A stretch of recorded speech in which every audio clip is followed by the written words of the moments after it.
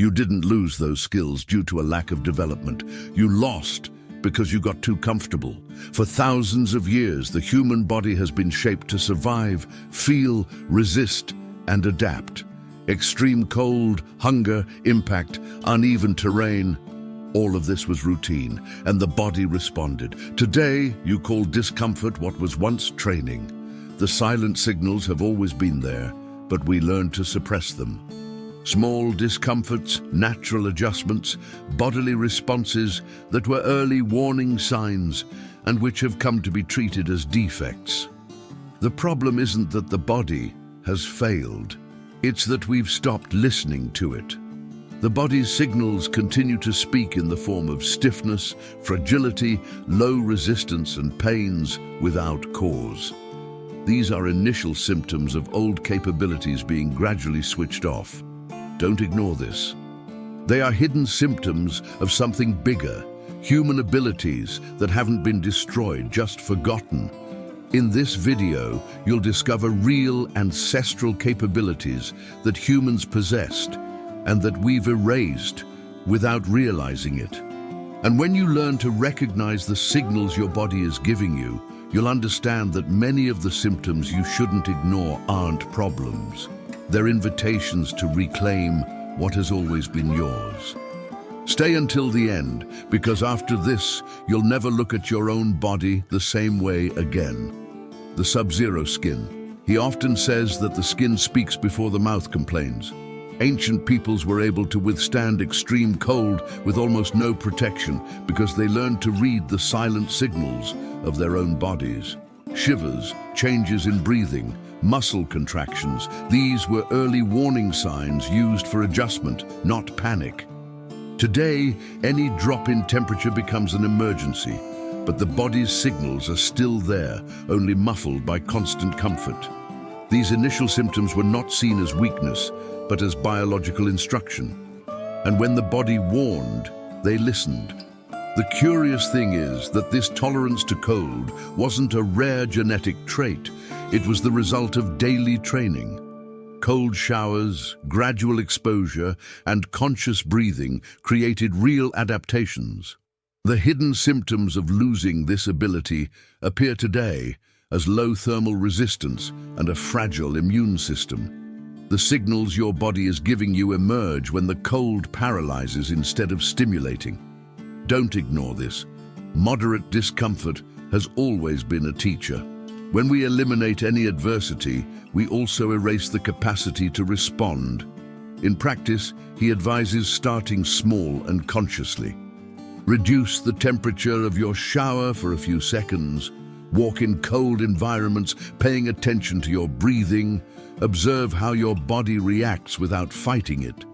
These are symptoms you shouldn't ignore because they indicate ongoing adaptation. Books on human physiology and stress adaptation help to understand these warning signs more clearly. And when the skin relearns to cope with the cold, the next question naturally arises. If we resisted the climate, how did we deal with illnesses without so much fear? Immune system of steel. He often says that the immune system learns from the world. It doesn't hide from it. Our ancestors lived exposed to the earth, animals, climatic variations, and microorganisms all the time. Mild fevers, passing inflammations, and occasional fatigue were silent signs of internal training, not a reason for panic. These were early warning signs used as a way to read the body, not as a sentence of illness. The body's signals functioned as a living manual for adaptation. They were initial symptoms of strengthening, not weakness. Today, any contact becomes a threat. Excessive antiseptics, sterile environments, and constant fear have created hidden symptoms of a sluggish immune system. Allergies, recurring infections, and chronic inflammation are signs that your body is telling you something has gone wrong. When the body is not challenged, it begins to react badly even to harmless things. Don't ignore this modern pattern. Excessive protection also takes its toll. The body was made to learn from the environment, not to run away from it all the time. In practice, he advises reconnecting with natural stimuli in an intelligent way. Spending more time outdoors, varying your diet, reducing the automatic use of antibacterial products, and respecting the body's small responses are simple steps. Mild colds and initial adaptations are symptoms you shouldn't ignore, but you also shouldn't blindly fight them. Reading about adaptive immunity helps to better interpret these warning signs. And when the immune system relearns to strengthen itself, curiosity naturally arises. If we resisted diseases, how was it possible to run for hours without exhausting ourselves? The forever marathon. He often says that the human body was made to go far, not fast. Our ancestors walked and ran for hours, sometimes days, without seeing it as a sporting feat. Fatigue came in waves with very clear, silent signs. Changes in breathing rhythm, internal heat, natural adjustments in stride. These were early warning signs used to regulate effort, not to stop everything. The body's signals functioned like an intelligent dashboard. They were initial symptoms of efficiency, not exhaustion. What was lost wasn't resistance, it was listening. Today, at the slightest discomfort, running becomes mental suffering. Mild pain, controllable fatigue, and sweat have become hidden symptoms of something wrong when before they were part of the process. The signals your body is giving you remain the same, but they have been reinterpreted as a threat. Don't ignore this. When the body is trained to stop early, it forgets how to conserve energy. The famous crash doesn't come from the legs, it comes from the head. In practice, he advises resuming continuous movement, long, unhurried walks, light runs focused on nasal breathing, and consistent, albeit less intense pace help reactivate this bodily memory. Mild and progressive discomfort are symptoms you shouldn't ignore, as they indicate real adaptation. Reading about endurance running and exercise physiology helps you better interpret these warning signs.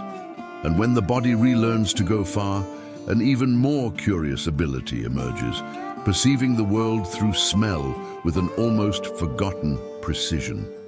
The super sniffer. He often says that the nose is an underestimated detector. Our ancestors read the environment through smell with the same naturalness with which we look at a screen today. Distant smoke, spoiling food, the presence of predators. Everything arrived first as silent signals in the air. These were early warning signs that guided quick and safe decisions. The body's signals appeared as changes in breathing, focus, and pace. They were initial symptoms of survival, not curiosity. Over time, excessive perfume, enclosed spaces, and ultra-processed foods have created hidden symptoms of sensory dulling. The sense of smell has lost its leading role and become a supporting actor. The signals your body is giving you appear when smells go unnoticed or when everything seems the same. Don't ignore this fading. When the nose stops informing, the body loses an entire layer of its ability to read the world. The sense of smell has always been an invisible map. In practice, he advises training olfactory attention in daily life, smelling food before consuming it, walking outdoors, noticing variations in the environment, and reducing artificial fragrances reactivate this sensitivity. Small olfactory discoveries are symptoms you shouldn't ignore, as they indicate that the system is waking up. Reading about sensory neuroscience helps interpret these warning signs more accurately.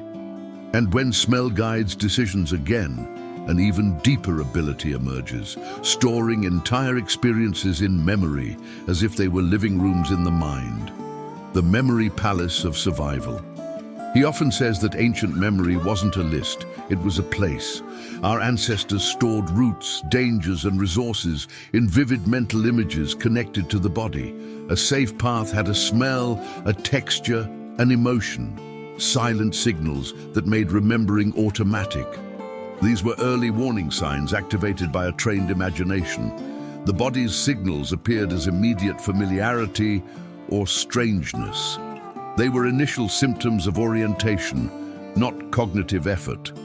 Over time, we delegated memory to maps, screens, and reminders. The result has been hidden symptoms of functional forgetfulness, GPS dependence, difficulty concentrating, and shallow memories. The signals your body is giving you emerge when you easily get lost or forget simple details of the day. Don't ignore this. When memory ceases to be spatial and sensory, it loses power. The brain always learns best when it can walk through what it remembers. In practice, he suggests recovering simple spatial memory techniques, associating information with places in the house, creating exaggerated images for important events, and mentally walking through these spaces activates this ability. Small successes are symptoms you shouldn't ignore, as they indicate that deep memory is returning. Reading about classic mnemonic techniques helps to recognize these warning signs. And when the mind starts storing experiences like places again, an inevitable question arises.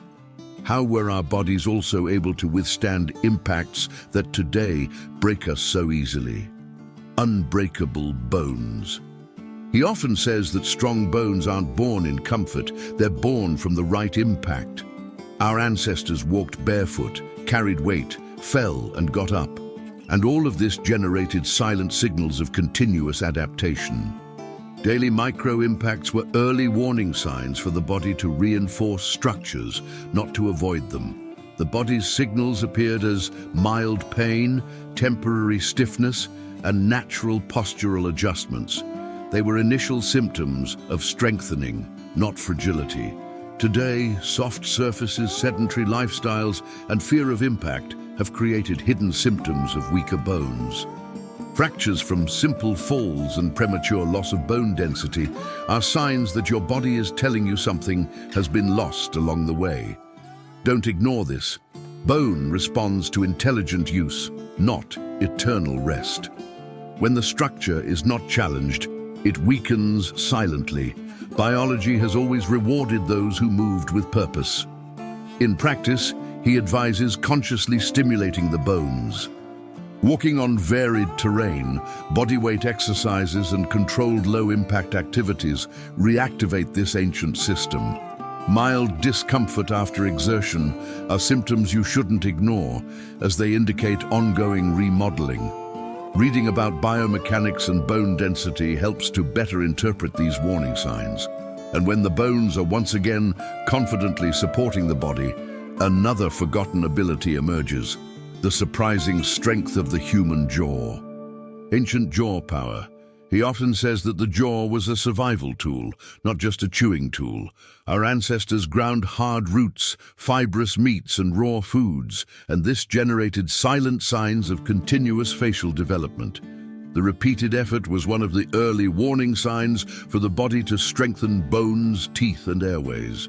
The body's signals appeared as mild jaw fatigue and progressive adaptation of the bite. These were early symptoms of a robust structure, not of wear and tear. Over time, overly soft foods and passive habits have created hidden symptoms of jaw weakness. Crowded teeth, mouth breathing, and TMJ pain are signs that your body is telling you that function has been reduced. Don't ignore this. When the jaw stops working, the entire face loses stimulation. Evolution didn't foresee meals that fall apart on their own in the mouth. The body always expected resistance. In practice, he advises recovering simple and safe stimuli. Chewing firmer foods, reducing ultra-processed foods, and even light mindful chewing exercises help reactivate function. New sensations in the area are symptoms you shouldn't ignore, as they indicate adaptation. Reading about craniofacial evolution helps to understand these warning signs more clearly. And when jaw strength returns, a final forgotten ability emerges: feet that feel the whole world without needing excessive protection. Barefoot sensory super feet. He often said that our feet were our first eyes on the ground. Walking barefoot allowed us to read texture, temperature, and incline in real time. Silent signals that guided each step. Cold stones, hot sand, uneven ground were early warning signs that automatically adjusted posture and balance. The body's signals emerged in the activation of the foot muscles, the reacting arch, the lighter stride. These were early symptoms of motor intelligence, not vulnerability. Over time, thick soles and artificial surfaces have created hidden symptoms of sensory disconnection. Frequent sprains, overloaded knees, and lower back pain are signs that your body is telling you that the base has lost communication. Don't ignore this. When the foot doesn't feel, the body compensates in the wrong places. Stability has always started from the bottom up, not the other way around. In practice, he advises reintroducing contact gradually and consciously. Walking barefoot at home, on safe lawns, or wearing minimalist footwear activates forgotten receptors. New sensations, tingling, local fatigue, improved balance are symptoms you shouldn't ignore, as they indicate sensory relearning. Reading about foot biomechanics helps interpret these warning signs more clearly.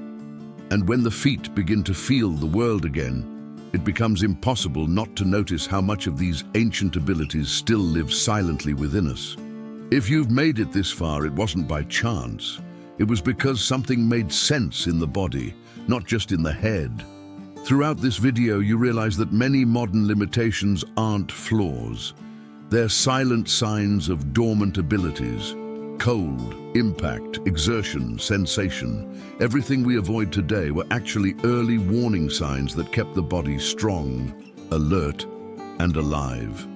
When you start listening to your body's signals, you understand that many current discomforts are initial symptoms of a profound disconnection, not personal weakness. Now comes the most important part. What do you do with this knowledge? Will you continue treating these hidden symptoms as problems to be eliminated, or will you see them as signs that your body is telling you that something essential needs to be recovered? Don't ignore this. These are exactly the symptoms you shouldn't ignore if you want to live with more strength, presence, and autonomy. If this video made you think, this explains a lot, then stick with me. Subscribe to the channel and turn on notifications, because the next videos will delve even deeper into these forgotten human capabilities in a practical, conscious, and transformative way. Here, each piece of content is an invitation for you to relearn how to inhabit your own body and recognize the silent signals before they become limitations.